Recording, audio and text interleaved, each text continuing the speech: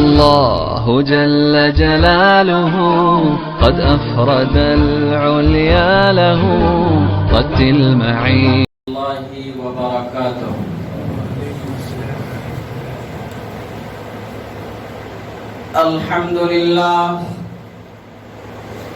الحمد لله نحمده ونستعينه ونستغفره ونؤمن به ونتوكل عليه ونعوذ بالله من شرور أنفسنا ومن سيئات أعمالنا من يهده الله فلا مضل له ومن يضلله فلا هادي له ونشهد أن لا إله إلا الله وحده لا شريك له ونشهد أن سيدنا ومولانا وسندنا وحبيبنا محمدا عبده ورسوله أما بعد فأعوذ بالله من الشيطان الرجيم بسم الله الرحمن الرحيم ألف لام را كتاب أنزلناه إليك لتخرج الناس من الظلمات إلى النور بإذن ربهم إلى صراط العزيز الحميد. وقال تعالى وهذا كتاب أنزلناه مبارك فاتبعوه واتقوا لعلكم ترحمون. صدق الله مولانا العظيم. وعن عمر بن الخطاب رضي الله تعالى عنه قال أما إن نبيكم صلى الله عليه وسلم قد قال إن الله يرفع بهذا الكتاب أقواما ويضع به آخرين أو كما قال النبي صلى الله عليه وسلم. رواه مسلم. اللهم صل على سيدنا محمد وعلى آل سيدنا محمد بارك وسلم. وہ معزز تھے زمانے میں مسلمان ہو کر، وہ معزز تھے زمانے میں مسلمان ہو کر، ہم خوار ہوئے تارک قرآن ہو کر. قابل عزت احترام حضرات سامعین کرام، بزرگان محترم، عزیز دوستو اور معزز ناظرین، اس وقت کی یہ مجلس جس عنوان اور ٹاپک پر رکھی گئی ہے وہ بہت ہی اہم ہے، اس لیے کہ اللہ رب العزت نے انسانوں کی ہدایت و رہبری کے لیے عظیم الشان کلام قرآن پاک نازل کیا ہے، اور اسی کی مناسبت سے یہ مجلس منعقد ہوئی ہے. بزرگوں، اللہ رب العزت نے کائنات کو اور کائنات کی چیزوں کو پہلے پیدا کیا ہے، پھر انسان کو وجود بخشا ہے، اور انسانوں میں بھی سب سے پہلے حضرت آدم علیہ السلام کو پیدا کیا، پھر انہی سے انسانوں کی ذریت کو دھرتی پر آباد کیا ہے. انسان اپنے مالک کو بھولے نہیں، اپنے پیدا کرنے والے کے احکام سے غافل و بے خبر نہ ہو. اس لیے ابتدائی سے انسانوں کی رہبری کے لیے، گائیڈ کرنے کے لیے نبی اور رسول کو بھی بھیجنے کا اہتمام کیا، جس کو اللہ رب العزت نے ابو البشر بنایا، انسانیت، پوری انسانیت کا اصل بنایا، انہی کو پہلا گائیڈ اور رہبر بھی منتخب کیا. یعنی حضرت آدم علیہ السلام پہلے نبی ہوئے، پھر یہ سلسلہ انسانوں کی دھرتی پر آباد ہونے کا، بڑھنے کا، وجود میں آنے کا بڑھتا رہا. تو وقفے سے اللہ تعالیٰ نے کبھی نبی کو تو کبھی رسول کو مبعوث فرمایا، یہاں تک کہ انسانوں کی رہبری اور رہنمائی کے لیے یہ محترم مقدس عظیم الشان سلسلہ نبیوں کے رسولوں کے بھیجنے کا امام الانبیاء سرور کونین جناب محمد الرسول اللہ صلی اللہ علیہ وسلم پر ختم ہو گیا، پورا ہو گیا. اور آپ صلی اللہ علیہ وسلم پر اللہ رب العزت نے قرآن پاک کو نازل فرمایا. قرآن سے پہلے بھی آسمانی کئی کتابیں نازل ہوئی ہیں، بہت سے صحیفے اتارے گئے، لیکن یہ سب صحیفے اور کتابیں وقتی تھی اور خاص خاص قوموں کے لیے تھی. کوئی بھی کتاب قرآن سے پہلے ایسی نہیں اتاری گئی جو پوری انسانیت کے لیے ہو اور ہمیشہ ہمیش کے لیے ہو. یہ اعزاز صرف قرآن پاک کو حاصل ہے جو امام الانبیاء سرور کونین حضرت محمد صلی اللہ علیہ وسلم پر اتارا گیا ہے. بزرگوں، قرآن پاک کتاب ہدایت ہے. انسانوں کی ہدایت کے لیے اللہ رب العزت کا پیغام ہے. جس طرح اللہ رب العزت کو ساری مخلوق پر فضیلت حاصل ہے، اسی طرح اللہ کے اس کلام قرآن پاک کو مخلوق کے سب کلاموں پر فضیلت و برتری حاصل ہے. یہ قرآن کتاب ہدایت کے ساتھ ہمارے لیے، آپ کے لیے، پوری انسانیت کے لیے زندگی گزارنے کا مضبوط دستور ہے. اس قرآن پاک کی ہدایت و رہبری کے مطابق جو زندگی گزارے گا انشاءاللہ یقینی اور حتمی طور پر کامیاب اور کامران ہوگا. بزرگوں، چونکہ یہ اللہ رب العزت کی ذات سے نکلا ہوا کلام ہے، یہ ایک ایسی کتاب ہے جس کا پڑھنا بھی عبادت ہے، پڑھانا بھی عبادت ہے. اس کتاب کو سیکھنا عبادت ہے، سکھانا عبادت ہے، سننا عبادت ہے، سنانا عبادت ہے. اس کتاب کو یاد کرنا عبادت ہے، اور اس کتاب کے معانی اور مفہوم کو سمجھنا یہ بھی عبادت ہے. ہماری آپ کی یہ اہم ضرورت ہے کہ اس کتاب کے پیغام کو، اس کتاب کی تعلیم کو سمجھیں. اس کتاب میں ہم سب کے خالق و مالک نے ہم سے کیا کہا ہے، یہ قرآن ہم سے کیا چاہتا ہے، ہمارے پیدا کرنے والے کا ہم سے کیا حکم ہے، اس کتاب کے ذریعے سے ہمیں کیا کہا گیا، کیا دیا گیا ہے.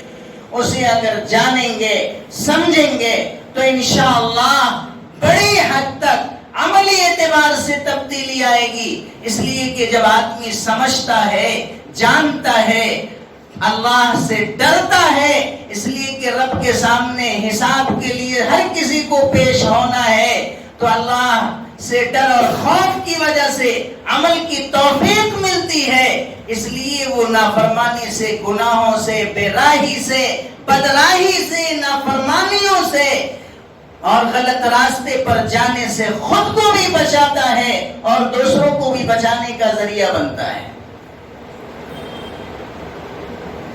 بزرگوں، اللہ رب العزت نے انسانوں کو آزمائش اور امتحان کے لیے اس جہان میں تو بھیجا ہی، کچھ احکام ان کے ذمہ فرض کر کے، کچھ فرائض ان کے ذمہ عائد کر کے ساری کائنات کو انسانوں کی خدمت میں لگایا ہے. کائنات کی چیزوں کو انسان کی خدمت میں لگا دیا ہے اور حکم یہ دیا کہ یہ تو کام کریں، کائنات اور کائنات کی چیزوں کا ٹھیک ٹھیک استعمال کریں اور کائنات کی پیدا کی ہوئی چیزوں کو استعمال کرتے وقت اللہ کے حکم کو پیش نظر رکھیں. کائنات کی چیزوں کو استعمال کرنے کے وقت میں اللہ کے حکم کو پیش نظر رکھیں. کوئی بھی عمل، کوئی بھی حرکت، کوئی بھی فعل اللہ کی مرضی کے خلاف نہ ہو، اور اس کے لیے علم کی ضرورت ہے۔ جب تک معلوم نہیں ہوگا، جب تک جانیں گے نہیں، تو صحیح طریقے سے عمل بھی نہیں ہو سکے گا۔ کیا اللہ کی مرضی کے موافق ہے، کون سا عمل اللہ کی مرضی کے خلاف ہے، کس کام کے کرنے پر اجر ملے گا، کس کے کرنے پر گناہ ہوگا۔ بزرگوں، قرآن یہ عظیم الشان کلام ہے کہ اللہ رب العزت نے اس کتاب کو، اس قرآن کو لوح محفوظ میں محفوظ رکھا ہے، اور لوح محفوظ سے اللہ تعالیٰ نے اس قرآن پاک کو نازل کیا ہے، اتارا ہے۔ اس قرآن پاک کی مضبوطی کو، صحت کو ہم اس سے سمجھ سکتے ہیں کہ اس کلام کو نازل کرنے والا رب العالمین ہے، سارے جہان کا پروردگار ہے۔ جس پر نازل کیا گیا ہے وہ رحمت للعالمین ہے، جس کے ذریعے اتارا گیا ہے وہ روح الامین حضرت جبرائیل علیہ السلام ہے۔ جس مہینے میں نازل کیا گیا وہ سب مہینوں سے افضل و بہتر ہے، اور جس رات میں اتارا گیا ہے اس قرآن کو وہ 1000 مہینوں سے بہتر ہے۔ قرآن پاک کا نزول لوح محفوظ سے پہلی مرتبہ آسمانی دنیا کے بیت عزت میں ہوا، جسے بیت معمور بھی کہتے ہیں، جو فرشتوں کی عبادت گاہ ہے۔ پھر یہاں سے آسمانی دنیا سے امام الانبیاء حضرت محمد مصطفیٰ صلی اللہ علیہ وسلم پر دھیرے دھیرے 23 سال کے عرصے میں نازل ہوا ہے۔ حضرت عبداللہ ابن مسعود رضی اللہ عنہ فرماتے ہیں کہ قرآن پاک کا نزول 2 مرتبہ میں ہوا۔ پہلی مرتبہ یکبارگی لوح محفوظ سے آسمان دنیا پر ہوا، پھر آپ صلی اللہ علیہ وسلم پر تھوڑا تھوڑا کر کے حسب ضرورت نازل کیا گیا۔ بزرگوں، یہ عظیم الشان کلام ہے کہ جب آدمی اس سے اپنا تعلق اور ربط جوڑے تو یہ عمل اس کے لیے سعادت مندی اور نیک بختی کا ذریعہ بن جاتا ہے۔ انسانوں میں وہ آدمی بہت ہی خوش نصیب ہے جس کا تعلق اس کتاب سے ہے، جو اپنے آپ کو اس کتاب سے، اس کلام سے جوڑتا ہے، جوڑے رکھنے کی کوشش کرتا ہے، اس کو سیکھتا سمجھتا ہے اور پڑھنے پڑھانے کی فکر میں لگا رہتا ہے، اس لیے کہ ہر عمل پر اجر دیا جاتا ہے۔ اور وہ آدمی محروم ہے، اس کے لیے بدبختی ہے جو اپنے آپ کو قرآن سے دور کرتا ہے، کاٹتا ہے یا کاٹنے کی کوشش کرتا ہے۔ ہم اللہ کے بندے ہیں، اس بات کو ہم سب ہمیشہ ذہن نشی رکھیں، جتنا ہو سکے خود بھی اپنے آپ کو اس کتاب سے جوڑیں اور اپنی اولاد کو جوڑنے کی کوشش کریں، تحتوں کو بھی اس کتاب سے تعلق اور ربط بنانے کی فکر دلاتے رہیں، انشاءاللہ بڑے اجر و ثواب کے حقدار بنیں گے۔ بزرگوں، اگر تعلیم کے ساتھ، تربیت کے ساتھ اس قرآن پاک کے احکام اور مضامین کو سمجھیں گے، اپنی نسل کی سمجھا کر تربیت کریں گے، تو انشاءاللہ وہ دنیاوی ہر طرح کے فتنے سے ہمیشہ محفوظ رہیں گے۔ وہ کبھی اپنی ایمان کا سودا نہیں کرے گا، کبھی ایمان کی دولت کو نہیں بیچے گا، کبھی بھی ایمان کی دولت سے محروم نہیں ہوگا۔ اس کتاب کی بڑی عظمت ہے، عظمت سے پڑھیں، محبت سے پڑھیں، اس لیے کہ میرے مالک کا کلام ہے۔ بزرگوں، اور ایک خاص بات ذہن میں رکھیں، اس کتاب کی یہ تاثیر ہے کہ جو کوئی پڑھے اس پر اللہ تعالی کی رحمتیں، برکتیں بھی برسا کرتی ہیں، نازل ہوتی ہیں۔ مقناطیس کو دیکھے ہوں گے، یہ لوہے کو اپنی جانب کھینچتے ہیں،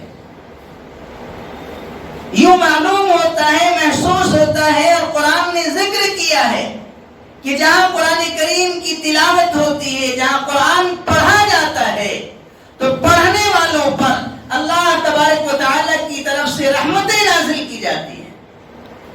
قرآن پاک میں اللہ نے فرمایا ہے وَإِذَا قُرِئَ الْقُرْآنُ فَاسْتَمِعُوا لَهُ وَأَنصِتُوا لَعَلَّكُمْ تُرْحَمُونَ، کہ جب قرآن پاک کو پڑھا جاتا ہے تو تم لوگ غور سے سنو اور خاموش رہو تاکہ تم پر رحم کیا جائے۔ تو جہاں قرآن پڑھا جاتا، سیکھا جاتا، سمجھا جاتا ہے، اس کے معنی اور مفہوم پر غور کیا جاتا ہے، ایسے لوگوں پر، ایسے بندوں پر اللہ تعالی کی رحمتیں نازل ہوتی ہیں، برستی ہیں۔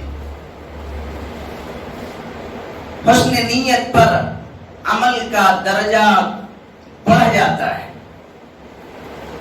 کسی چیز کو ہم صحیح طریقے سے حاصل کریں اور اپنے برتن میں اسے لینے کی کوشش کریں گے اور برتن کا رخ صحیح ہوگا تو انشاءاللہ وہ چیز حاصل ہوگی جسے ہم لینا چاہ رہے ہیں۔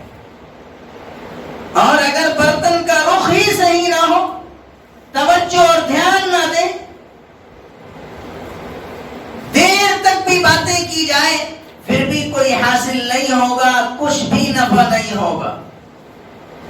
اس لیے ایمانی مجلس، قرآنی مجلس، قرآن کے معانی اور مفہوم کو سمجھانے کی مجلس جب منعقد ہو تو پوری توجہ اور دھیان کے ساتھ طالب بن کر کہ مجھے میرے رب کی طرف سے قرآن کے ذریعے کیا پیغام دیا گیا ہے جاننا ہے، سمجھنا ہے، اس پر عمل کرنا ہے، طالب بن کر جب سنیں گے، لینے کی کوشش کریں گے تو انشاءاللہ جو حکم بھی بتایا جائے گا، جو پیغام پڑھا جائے گا، اللہ تعالیٰ کی طرف سے ہدایت کے ساتھ عمل کی توفیق نصیب ہوگی۔ اور قرآن میں اللہ کا ہمارے لیے کیا میسج ہے، کیا پیغام ہے، وہ سمجھنا بھی آسان ہو جائے گا۔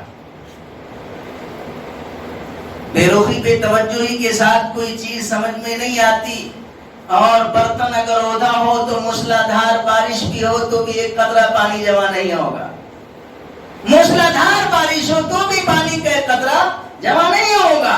لیکن اگر برتن سیدھا ہو، ٹپ ٹپ پانی ہی گرے، ایک ایک قطرہ پانی جمع ہو، دیر سویر پورا برتن لبالب بھر جائے گا۔ ہمیں معلوم ہے آپ مصروف ہیں، ڈھیر سارے تقاضے آپ سے جڑے ہیں، سب کے حقوق بھی ادا کرنے ہیں، کام کاج بھی کرنا ہے، دین کو سیکھنا ہے، دین پر چلنا اور عمل کرنا ہے، اور قرآن جو عظیم الشان ہمارے پروردگار کا کلام ہے، اس کے میسج کو جان کر لوگوں میں عام بھی کرنا، اپنی زندگی میں نافذ کرنا ہے، یہ سب سے اہم تقاضا ہے۔ تو دھیرے دھیرے جب یہ عمل اور سلسلہ دراز ہوگا، چلتا رہے گا، اس کے مطابق عمل ہوتا رہے گا تو انشاءاللہ اس کا بڑا نفع اپنے کو محسوس بھی ہوگا، اور صحیح طریقے سے ہم اعمال سے جڑ کر اچھی زندگی گزارنے والے بنیں گے۔ بزرگوں، امام الانبیاء سرور کونین جناب محمد رسول اللہ صلی اللہ علیہ وسلم کو مخاطب کرتے ہوئے سورہ ابراہیم آیت نمبر 1 میں اللہ تعالی نے فرمایا ہے الف لام را کتاب انزلناہ الیک لتخرج الناس من الظلمات الى النور باذن ربهم الى صراط العزیز الحمید۔ الف لام را یہ کتاب ہے، ہم نے اس کو آپ کے اوپر نازل کی تاکہ آپ لوگوں کو ان کے پروردگار کے حکم سے اندھیروں سے نکال کر روشنی کی طرف لے آئے، اندھیروں سے نکال کر روشنی کی طرف لے آئے، اس ذات کے راستے کی طرف جس کا اقتدار سب پر غالب ہے، جس کی ہر وقت ہر لمحہ تعریف تو ہوتی ہے، وہ ہر قسم کی تعریف کا مستحق ہے۔ معلوم ہوا کہ یہ کتاب بھٹکے ہوئوں کو راستہ دکھانے والی ہے، اندھیروں سے روشنی کی طرف لانے والی کتاب ہے، اللہ سے بچھڑے ہوئوں کو اللہ سے ملانے والی کتاب ہے، اللہ سے کٹے پٹے لوگوں کو اللہ سے جوڑنے والی کتاب ہے۔ تو جب اس کی تعلیم ہوگی، جب ہم اسے جڑیں گے، اس کو پڑھیں گے، پڑھائیں گے، اس کی تعلیمات کو سکھائیں گے، سمجھائیں گے، تبھی تو اللہ کے بندوں کو اللہ سے جڑنا آسان ہوگا، اللہ کے بندے اللہ سے قریب ہوں گے، ہمارے گھر کے افراد دین پر جمیں گے، گھر کا ماحول بدلے گا، تبدیلی آئے گی، زندگی میں اعمال کے پابند بنیں گے۔ بزرگوں، امام الانبیاء حضرت محمد مصطفیٰ صلی اللہ علیہ وسلم نے فرمایا، مسلم شریف میں روایت ہے، حضرت عمر بن خطاب رضی اللہ عنہ فرماتے ہیں، سنو اما سنو ان نبیکم صلی اللہ علیہ وسلم قد قال، تمہارے نبی صلی اللہ علیہ وسلم نے فرمایا ہے، یعنی ہمارے نبی کا یہ فرمان ہے کہ ان اللہ یرفع بہذا الکتاب اقواما، کہ اللہ تعالیٰ اس کتاب یعنی قرآن پاک کے ذریعے سے لوگوں کو اونچا مقام مرتبہ عطا فرماتے ہیں، اونچا درجہ دیتے ہیں، بلند مقام اور رتبے تک پہنچاتے ہیں، وَيَضَعُ بِهِ آخَرِينَ، اور اس کتاب کے ذریعے سے اللہ بہت سے لوگوں کو ذلیل اور رسوا کر دیتے ہیں، عزت و اعلیٰ مقام پانے والے کو جب ہدایت کا طالب نہ ہو، حق کی پیروی کرنے والا نہ ہو، سچائی کو اور حقیقت کو ماننے والا نہ ہو، قرآنی تعلیمات کو ایکسپٹ نہ کرتا ہو، اس سے منہ موڑتا ہو، تو اس کے حکم کو توڑتا ہو، تو اللہ اس کتاب کے ذریعے سے بھلے ہی وہ نام والا ہو، کام والا نہیں رہے گا، اللہ اسے ذلیل اور رسوا کر دے گا۔ اس لیے اس کتاب سے ہدایت کے ساتھ اللہ تعالی کی جانب سے ہمارے حق میں حق پر قائم اور جمے رہنے کا فیصلہ بھی ہو، ہم ہدایت پر جمے بھی رہیں، اس کی فکر و کوشش بھی ہو، طالب بن کر دعا بھی مانگتے رہیں، اور صحیح ڈگر پر اللہ ہمیشہ قائم رکھے، اور جب بھی خاتمہ دی ایمان پر خاتمہ عطا فرمائے۔ بزرگوں، دین پر قائم رہنا، قرآن کو ماننا، قرآنی تعلیمات کے مطابق عمل کرنا، آپ صلی اللہ علیہ وسلم کے طریقے کو فالو کرنا، نبوی عملوں کو، طریقوں کو اپنی زندگی میں لانا ہماری اپنی کامیابی کے لیے ضروری ہے، ہماری اپنی کامیابی کے لیے ضروری ہے۔ اس کا مقصد یہ ہے کہ ہم آخرت میں کامیاب ہو جائیں، ہمیشہ کی زندگی میں نجات پا جائیں، ذلت و رسوائی سے بچ جائیں، اس لیے کہ وہ جہان ہے، وہ ہے جہاں کوئی کسی کا نہیں ہوگا، ہر کسی کو اپنے کیے کا بدلہ پانا ہے، اور آدمی کا ہر عمل اس کے سامنے ہوگا، وَوَجَدُوا مَا عَمِلُوا حَاضِرًا، آدمی وہ سب کچھ سامنے پائے گا جو اس نے کیا ہے۔ اس لیے قرآن سے جڑیں، قرآن سے اپنے آپ کو جوڑیں، یہ سعادت مندی اور نیک بختی ہے۔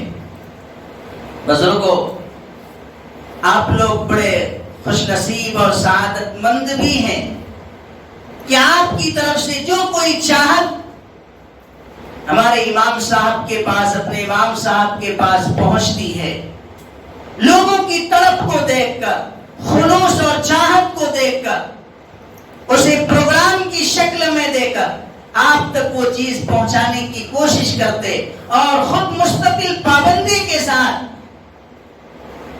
اہتمام سے کہ لوگ اللہ سے جڑ جائیں، اللہ والے بن جائیں، اعمال ان کے ٹھیک ہو جائیں، رب کے پیغام کو سمجھ جائیں، احکام کے ماننے والے بن جائیں، قرآن کے درس کی شکل میں ہر ہفتے رب کا پیغام آپ تک پہنچا رہے ہیں، اور یک بار کی زیادہ نہیں پہنچاتے تاکہ کہیں اس کی وجہ سے اکتاہٹ اور بوریت نہ ہو، تھوڑا تھوڑا کر کے پہنچانے پہنچانے کی کوشش کرتے ہیں، اللہ کا شکر ادا کریں۔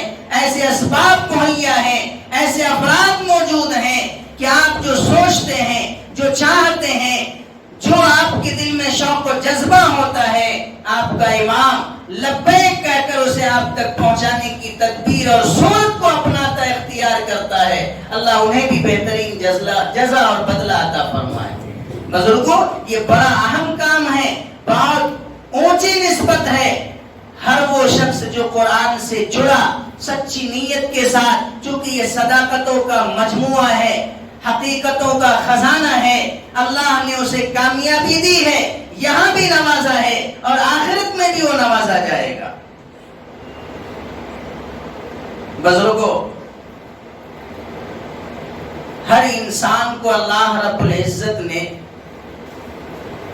دو نعمتوں سے مالا مال کیا ہے، نوازا ہے۔ دو نعمتیں ہر کسی کو اللہ نے عطا فرمائی ہے۔ ایک ہے پھڑکتا ہوا دماغ، دوسری نعمت ہے دھڑکتا ہوا دل۔ پھڑکتا ہوا یہ دماغ علم الہی کا برتن ہے، اور دھڑکتا ہوا دل یہ عشق الہی کا برتن ہے، محبت الہی کا برتن ہے۔ انسان کو چاہیے کہ اپنے ان دونوں برتنوں کو بھرا رکھے۔ دماغ میں علم ہو، دل میں اللہ تعالی کی محبت نہ ہو تو آدمی راستے سے بھٹک جاتا ہے، گمراہ ہو جاتا ہے۔ اس لیے کہ عشق اور محبت آدمی کو بدعات کی طرف لے جاتا ہے، عشق آدمی کو خرافات کی طرف لے جاتا ہے، عشق بدعات کو سکھا دیتا ہے۔ اور اگر صرف دل میں محبت ہو، عشق ہو، لیکن دماغ میں علم نہ ہو، وہ جانتا نہ ہو، تو بھی آدمی گمراہ ہو جاتا، بھٹک جاتا ہے۔ شیطان کے پاس علم تھا لیکن رب کے حکم کو نہیں مانا، نافرمانی پر اتر آیا، اور حکم کے مقابلے میں دل میں محبت نہ ہونے کی وجہ سے یہ جواب دیا انا خیر منہ، میں تو اس سے بہتر ہوں۔ تو نتیجہ یہ ہوا کہ رب کی بارگاہ سے دھتکارا گیا، پھٹکارا گیا، قیامت تک کے لیے لعنتی بنا ہے۔ ہم اگر غور کریں تو پہلے لوگوں کی زندگی میں اور اس زمانے کے لوگوں کی زندگی میں تین واضح تبدیلیاں نظر آئیں گی، تین واضح تبدیلیاں نظر آئیں گی۔ ہمارے اسلاف، ہمارے بڑے لوگ اللہ تعالی کی معرفت کے حصول میں جتنا وقت صرف کرتے تھے، جتنی کوشش کرتے تھے، آج دنیا کی معلومات اکٹھی کرنے کے لیے ہم اتنی کوشش کر رہے ہیں۔ وہ اللہ کی معرفت حاصل کرنے کے لیے، اپنے مالک تک پہنچنے کے لیے دن رات لگے رہتے تھے، محنت کرتے تھے، کوشش کرتے تھے، اور ہمارا حال یہ ہے کہ ہم دن رات دنیا کی معرفت حاصل کرنے کی کوشش میں لگے رہتے ہیں۔ واٹس ایپ، موبائل، نیٹ وغیرہ، اخبارات کے ذریعے، جدید وسائل کے ذریعے سے دنیاوی معلومات خوب جمع کر رہے ہیں، رب کی معرفت تک پہنچنے کے لیے اتنی کوشش نہیں کرتے جتنی اس راستے سے دنیاوی معلومات جمع کرنے کی فکر کرتے ہیں۔ آپ غور کر لیں کتنا اہتمام ہوتا ہے، اللہ معاف فرمائے۔ جدید ٹیکنالوجی کے ذریعے سے دنیاوی معلومات حاصل کرنے کی، پل پل کی رپورٹ کی فکر بڑی ہے، لیکن رب کا حکم کیا ہے، رب کے احکام کی ہماری ذات سے کتنی پابندی ہو رہی ہے، اس میں بڑی کوتاہی کے ساتھ عمل ہے۔ آپ کریں، خوب معلومات جمع کریں، لیکن رب کی اطاعت کے ساتھ، نافرمانی سے بچتے ہوئے، تاکہ آخرت میں کامیابی ملے۔ اگر ایسا عمل ہوگا تو انشاءاللہ کبھی ضائع نہیں ہوں گے، نہ دنیا میں برباد ہوں گے، نہ آخرت میں ناکامی کا سامنا کرنا ہوگا۔ دوسری واضح تبدیلی جو ہمارے اور پہلے کے بزرگوں اور اسلاف کی زندگی میں نظر آتی ہے، وہ یہ ہے کہ ہمارے بڑے، ہمارے اسلاف जितनी मेहनत, जितना वक्त अल्लाह तबारक व तआला के यहाँ कामयाबी हासिल करने के लिए, आखिरत बनाने की खातिर करते हैं, आखिरत बनाने के लिए जितनी वो मेहनत करते थे, आज उतनी मेहनत बल्कि उससे ज्यादा मेहनत हम लोग दुनिया बनाने के खातिर कर रहे हैं। हमारे बड़े तो आखिरत बनाने की फिक्र में हर वक्त मेहनत करते थे और हम लोग ज्यादा वक्त दुनिया बनाने की फिक्र में कर रहे हैं। नतीजा ये है कि दिन भर हम दुकान में होते हैं और रात भर दुकान हमारे अंदर होती है। सोचों में, गफलतों में रात गुजर जाती है।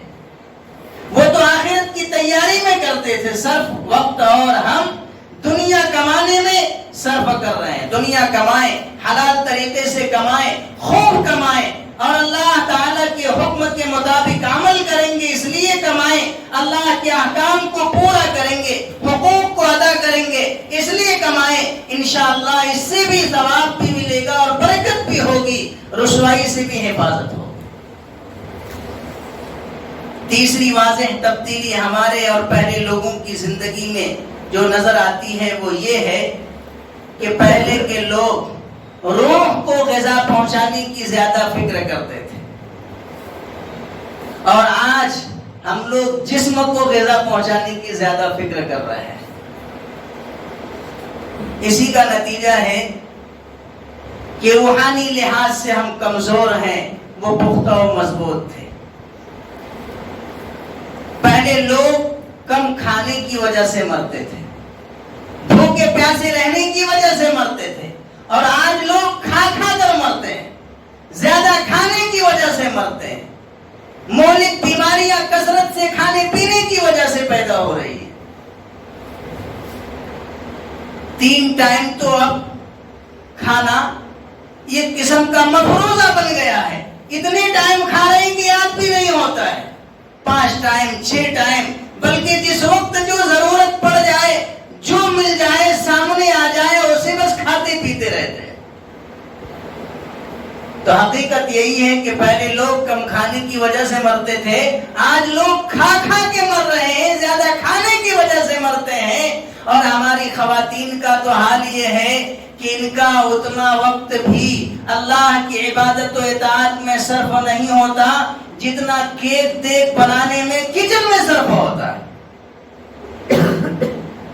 बुजुर्गों, तो आखिर इन चीजों को जरूरत के बकदर इस्तेमाल करते हुए, अपनी चाहत के मुताबिक इस्तेमाल करते हुए रब की तरफ कैसे करीब आएंगे, सोचना तो पड़ेगा, फिक्र तो करनी पड़ेगी, आगे आना होगा और इसके तरीके और तदबीर को इख्तियार करना पड़ेगा। तो इंशाअल्लाह ऐशो इशरत से कटकर हकीकत और जरूरत को आप इख्तियार करें, चाहत पूरी करें। अल्लाह ने जो दिया है हैसियत के मुताबिक खाएं, खिलाए, कोई हरज नहीं, लेकिन इसको मकसद जिंदगी न बनाए, क्योंकि जिंदगी का मकसद अल्लाह की बंदगी है, मकसद हयात अल्लाह ताला की याद है। खाना पीना, जिंदगी गुजारना ये जिंदगी का मकसद नहीं है, ये जरूरत है, जरूरत जिंदगी है, इसे हासिल करे। बुजुर्गों, कुरान पाक से अपने आप को जोड़ने, कुरान पाक की तालीमात से अपने आप को करीब करने की कोशिश करें। इंशाअल्लाह दुनिया के साथ साथ आखिरत में कामयाबी मिलेगी। दर्से कुरान अल्लाह यूं समझ लें इंतहाई अहम है हमारी जिंदगी को बनाने और संवारने के लिए और अल्लाह के पैगाम को जानने के लिए। एक तो वैसे ही टाइम का शिकवा, वक्त नहीं है की शिकायत सभी कर रहे हैं और करते रहते हैं, और कुरान अरबी जुबान में है, हम लोग अजम में पैदा हैं, अरबी जुबान हमारी नहीं, इसको वक्त फारिग करके अगर नहीं सीख सकते, मुकम्मल नहीं हासिल कर सकते और इसमें माहिर नहीं बन सकते और इस चीज को सीख कर सही तरीके से माहिर बनकर दूसरों तक नहीं पहुंचा सकते, कम से कम اس کی جو جاننے والے ہیں ان سے اپنا تعلق اور رشتہ جوڑ کر اپنے امام سے منسلک رہ کر درس قرآن کی مجلس میں حاضر ہو کر ان کے پیغامات کو سن کر رب کے فرمان کو جان کر اپنی زندگی میں اگر عملی طور پر اپنانے کی کوشش کر لیں گے تو انشاءاللہ یہ نجات کے ذریعے کے ساتھ ساتھ اولاد اور گھرانے کی تربیت میں اہم کردار ادا کرنے کا ذریعہ ثابت ہوگا۔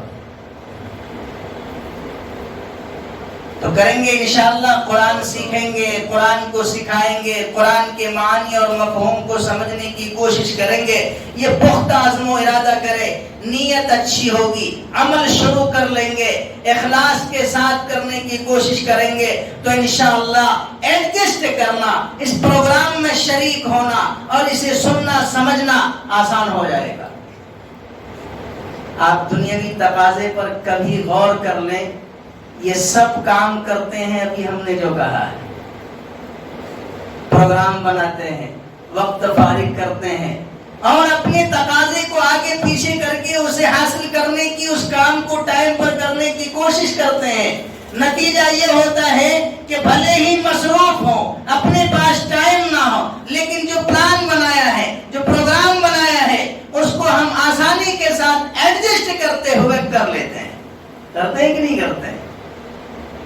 تو ایسی ہی رب کے پیغام کو سمجھنا ہے، قرآن کو جاننا ہے، قرآن کو سمجھنا ہے۔ جو وقت ہفتے میں ایک دن مقرر کیا گیا ہے، اپنے آپ کو اور اپنے تقاضے کو فارغ کر کے اس میں شریک کرنے کی کوشش کریں، انشاءاللہ بڑا نفع ہوگا، بہت نفع ہوگا۔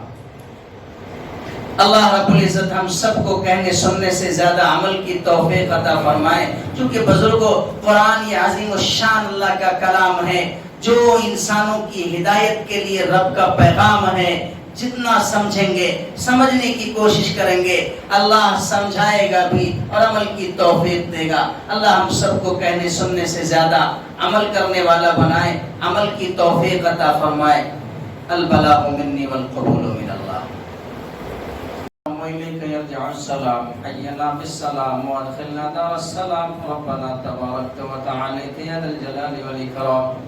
اللهم صل على سيدنا محمد عبدك ورسولك وعلى المؤمنين والمؤمنات وعلى المسلمين والمسلمات يا حي يا قيوم برحمتك نستغيث۔ یا اللہ ہم سب کے گناہوں کو معاف فرما، خطاؤں کو درگزر فرما، قصوروں کو نادانیوں کو معاف فرما، بھلے بندوں میں داخل و شامل فرما، اچھے اعمال کرنے کی توفیق عطا فرما، عملوں کو قبول فرما، اخلاص پیدا فرما، دکھلاوے سے ریاکاری سے ہماری حفاظت فرما، خیر کا عافیت کا معاملہ فرما۔